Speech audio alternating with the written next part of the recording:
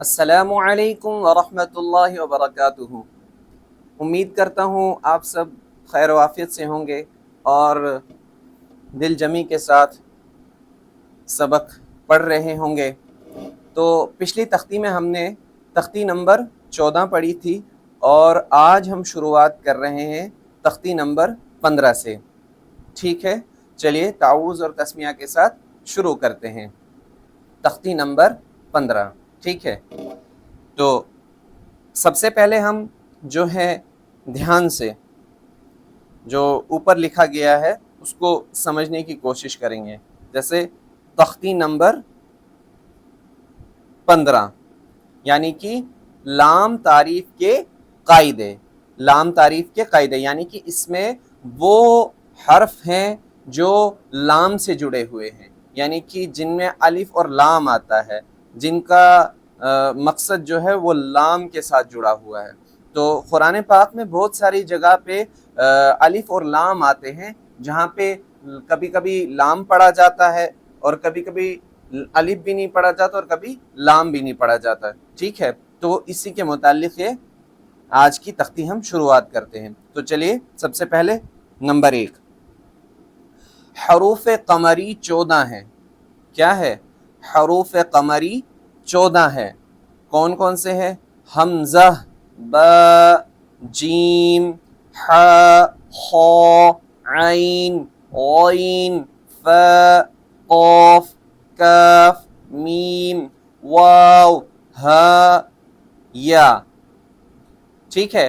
اب یہ 14 حروف جو ہوگے، یہ حرف لام تعریف کے بعد حروف قمری کے 14 حروفوں میں سے کوئی حرف، یعنی کہ جو ہم نے اوپر کے 14 حرف جو ہم نے پڑھے ہیں لام تعریف یعنی کہ الف لام کے بعد حروف قمری کے 14 حروف میں سے کوئی بھی حرف آ جائے تو لام تعریف کا اظہار ہوگا۔ اب اس کا مطلب یہ ہے کہ ہم اس جگہ پہ الف کو نہیں پڑھیں گے بلکہ لام کو پڑھیں گے، ٹھیک ہے۔ یعنی کہ وہاں پہ الف نہیں پڑھا جائے گا، وہاں پہ لام پڑھا جائے گا۔ تو اس کی مثال کیا ہے یہاں دیکھ لیجئے آپ۔ جیسے کہ سب سے پہلے والقمری، والقمری، ٹھیک ہے۔ اب اس کا ہجا کس طرح سے ہے وہ میں آپ کو ایک مرتبہ بتا دیتا ہوں۔ جیسے کہ واو لام زبر ول، آپ سوچ رہے ہوں گے یہ الف تو نہیں پڑھا آپ نے، کیونکہ ہم اوپر ابھی پڑھ چکے کہ الف لام تعریف کے بعد حروف قمری کے 14 حرف میں سے جو بھی کوئی بھی حرف آ جائے تو لام تعریف کا اظہار قمری ہوگا۔ اس کا مطلب یہ ہوتا ہے کہ وہاں پہ بیچ کا الف جو ہے وہ نہیں پڑھا جاتا، یعنی کہ جو یہ الف لکھا ہوا ہے وہ نہیں پڑھا جائے گا بلکہ سیدھا اس کو لام سے ملا کر پڑھیں گے۔ جیسے کہ واو لام زبر ول، قاف زبر ق، والق، میم زبر م، والقم، را زیر ری، والقمری۔ تو لام تعریف کے بعد حروف قمری کی 14 حروفوں میں سے کاف ہے، یہ دکھ رہا ہوگا آپ کو یہاں پہ، ٹھیک ہے۔ اسی طرح سے آگے بھی دیکھیں گے آپ کی لام تعریف کے بعد جو ہے وہ حروف قمری کے 14 حروفوں میں سے یا ہے، ویسے ہی لام تعریف کے بعد حروف قمری کے 14 حروفوں میں سے حمزہ ہے، کیونکہ الف ہمیشہ خالی ہوتا ہے، جو الف خالی نہ ہو وہ حمزہ ہے، کیونکہ اس کے اوپر زبر لگ چکی ہے تو اب کیا بن گئے؟ حمزہ، ٹھیک ہے۔ تو اسی طرح سے ہم ہجا آپ کو میں نے بتا دیا، اب ہم روانی پڑھتے جائیں گے۔ جیسے والیتاما، والیتاما، والاقربین، والاقربین، ما القارعۃ، هم المفلحون، هم المفلحون، هم المفلحون، ٹھیک ہے۔ یہ آپ کا آ گیا حروف قمری کی جو مثالیں ہیں وہ یہ آ گئی آپ کی اس والے حصے میں، ٹھیک ہے۔ تو اس حصے میں جو ہے حروف قمری کی تمام مثالیں جو ہیں وہ آ گئی. تو اب ہم پڑھیں گے حروف شمسی کے بارے میں. ٹھیک ہے، اب آتا ہے نمبر 2. حروف شمسی 14 ہیں، یعنی کہ جس طرح سے حروف قمری 14 ہیں اسی طرح سے حروف شمسی بھی 14 ہیں.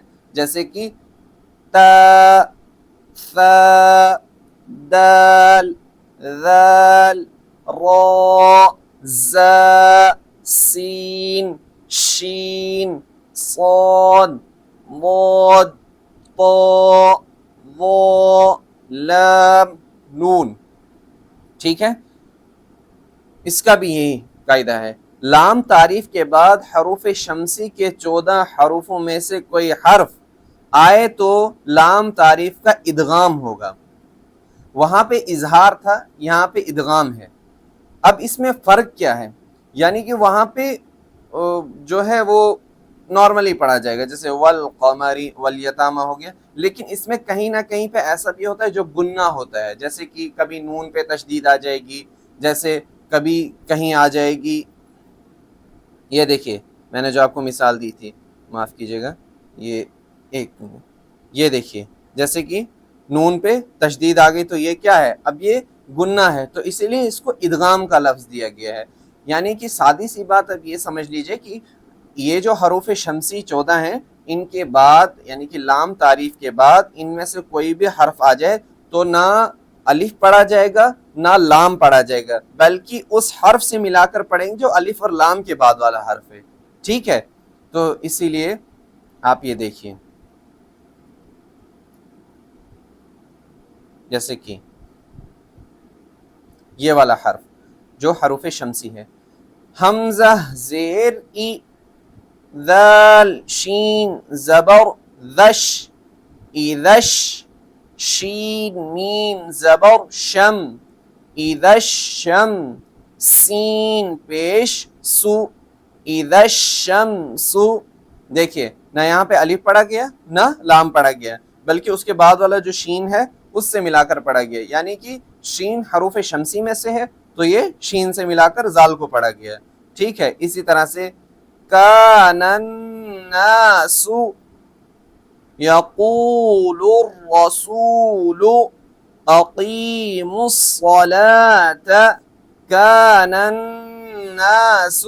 میں نے کہا تھا آپ کو ادغام ہوگا، لام تعریف کا ادغام ہوگا، یعنی کہ وہ یہی ادغام ہے. یہ گنہ جو ہو رہا ہے نا قرآن پاک میں اسی طرح سے بہت ساری جگہ پہ یہ آئے گا، تو اسی حساب سے آپ کو پڑھنا ہے. ٹھیک ہے، تو اسی لیے اس کا اوپر والے کا اظہار اور نیچے والے کا نام ادغام رکھا گیا کہ لام تعریف کا اظہار ہوگا، لام تعریف کا ادغام ہوگا، لیکن اظہار حروف قمری میں ہوگا اور ادغام حروف شمسی میں ہوگا، یہ دھیان رکھنا ہے.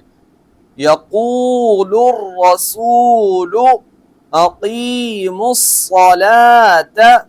ٹھیک ہے، تو اسی کے ساتھ آج کی آپ کی تختی نمبر 15 جو ہے وہ مکمل ہوئی یہیں پہ. تو آپ دھیان سے پڑھیے اور ٹھہر ٹھہر کے اسے سنیے اور اس کو دھیان سے سمجھنے کی کوشش کیجیے. تو خیر، اگر آپ کے پاس ابھی بھی ہمارے یہ نورانی قاعدہ موجود نہیں ہے تو آپ اس کی PDF ہمارے ٹیلی گرام چینل سے ڈاؤن لوڈ کر سکتے ہیں، لنک ڈسکرپشن میں موجود ہے.